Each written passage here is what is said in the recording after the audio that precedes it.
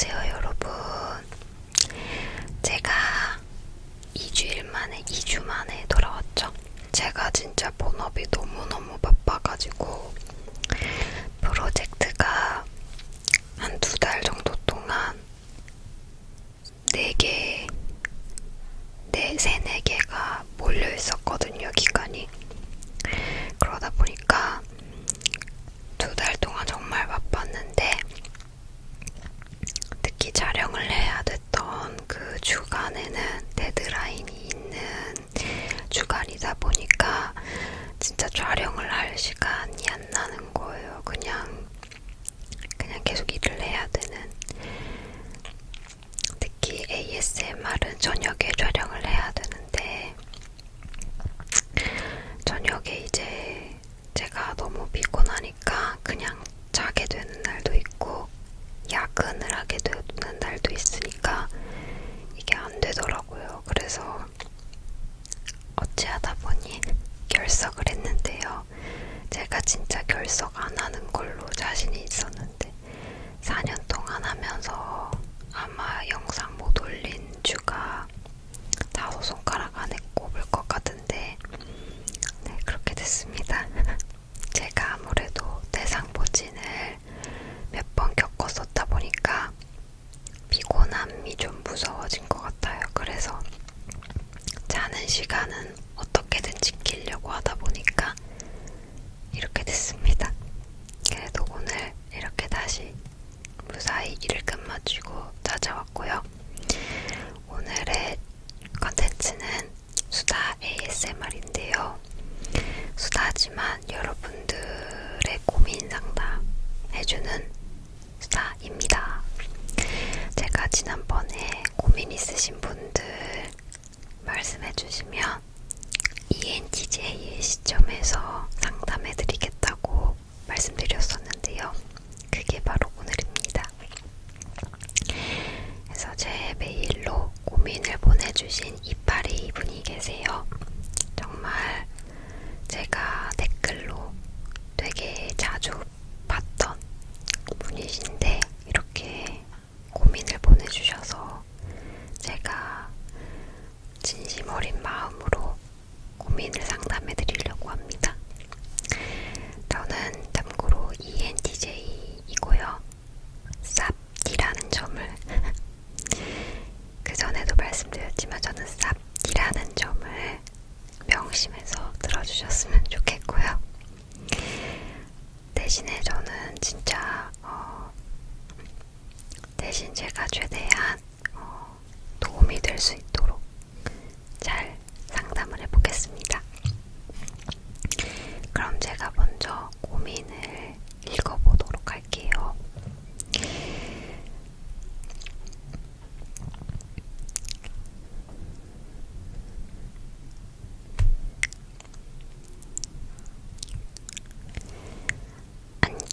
안녕하세요 꽃집님.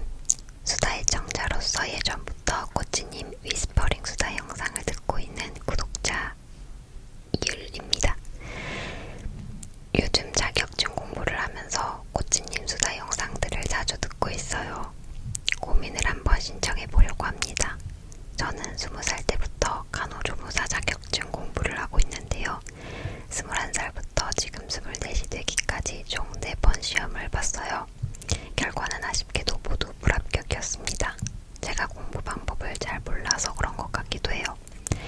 간호조무사 학원에 다시 가는 것도 괜히 민망하고 학원 선생님들 보기도 죄송한 마음이 들어서 지금은 혼자 모의고사를 풀면서 독학으로 마지막 도전을 하고 있어요.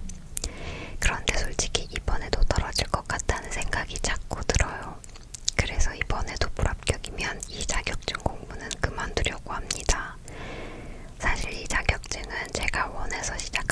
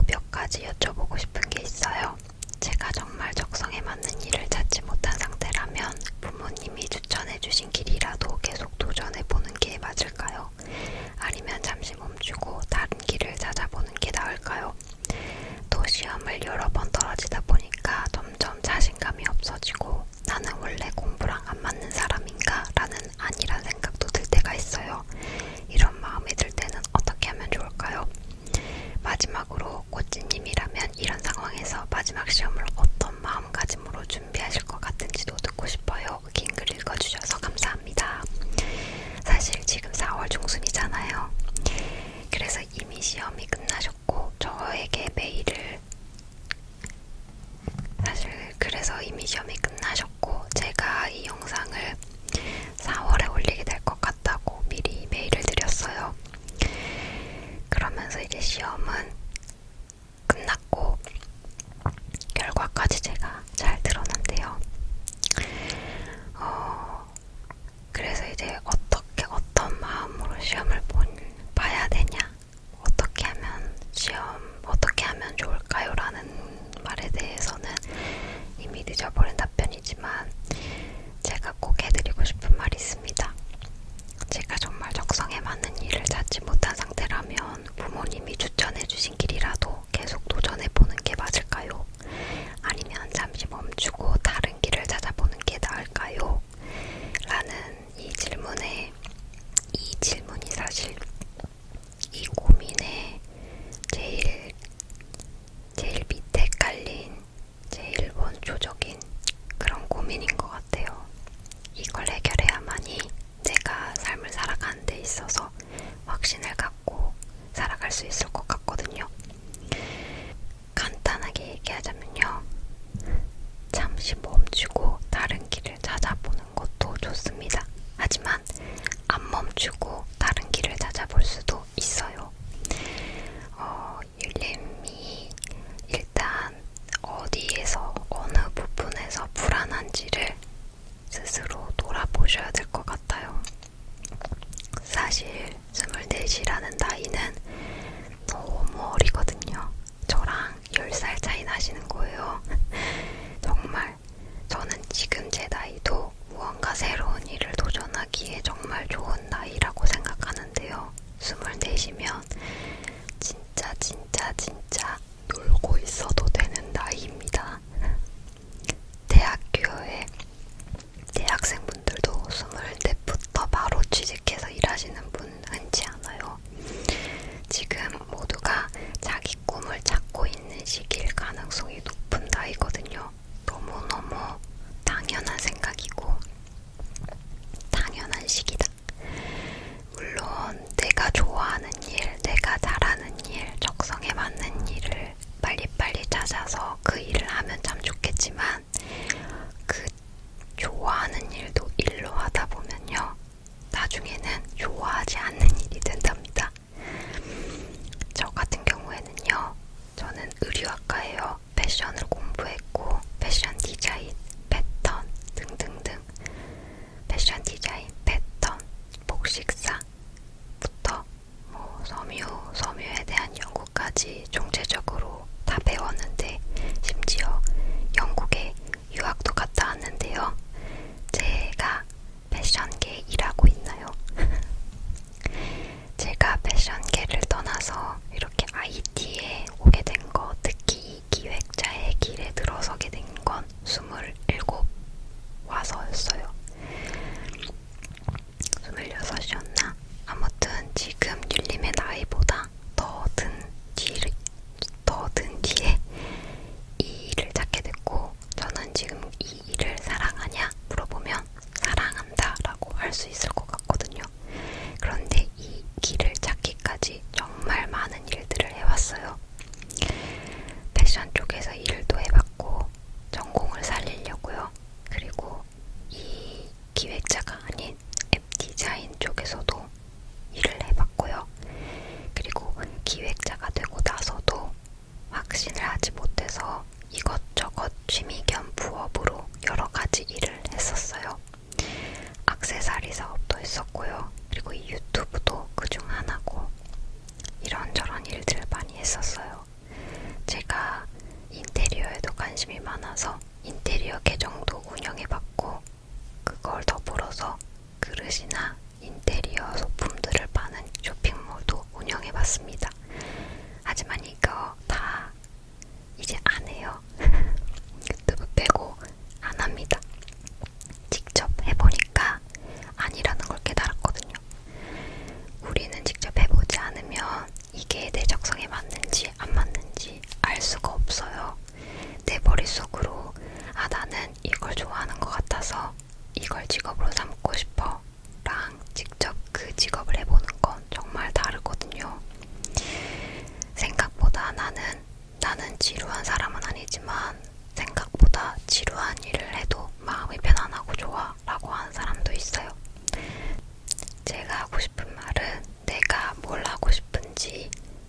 서서 고민하고 찾는 것보다 그 시간에 진짜 이것저것 닥치는 대로 다 해보는 걸 추천드립니다. 특히 그래도 되는 나이에요.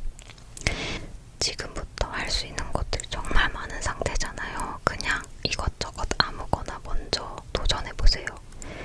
저는 성향과 기질을 먼저 생각해보시는 걸 추천드리는데요. 아까 제가 처음에 말씀드린 것처럼 율림이 어디에 중요성을 두고 있는지가 중요해요. 저 같은 경우에는 제가 살면서 이 IT 앱 기획에 소질이 있을 거다, 적성에 맞을 거다, 이 일을 좋아하게 될 거다라는 예상을 전혀 하지 못했거든요.